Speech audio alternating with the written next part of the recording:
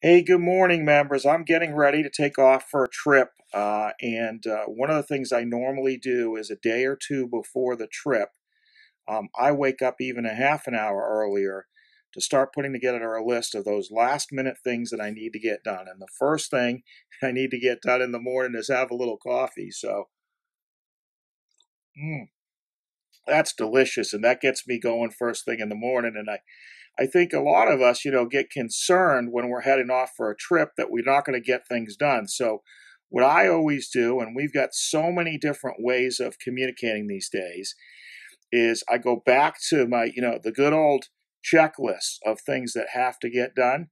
And I go through my email, I go through my text, I go through my Facebook messages, I go through any way that I communicate with anybody and just list those things that I want to get done before I take off. And I'm not leaving till tomorrow. My goal is that the close of business today, I've got everything done. So if anything comes up as an emergency, I've got some extra time tomorrow morning. You just work on what you have to get done. And then what you need to start to think of also is there anything that absolutely positively doesn't need to get done now? Number one. And then number two, is there anything that I can get done while I'm on vacation?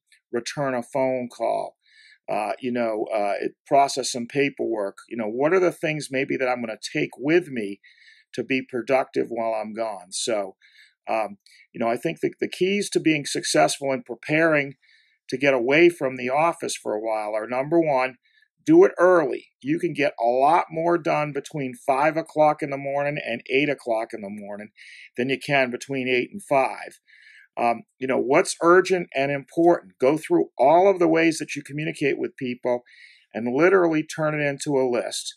That's the second thing. Third, be prepared first thing in the morning with your coffee or whatever else it is that you need.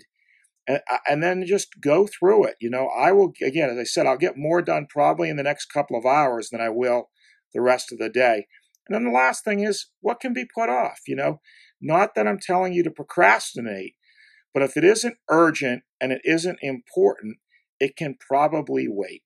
Have a great day, folks. We'll talk to you again soon.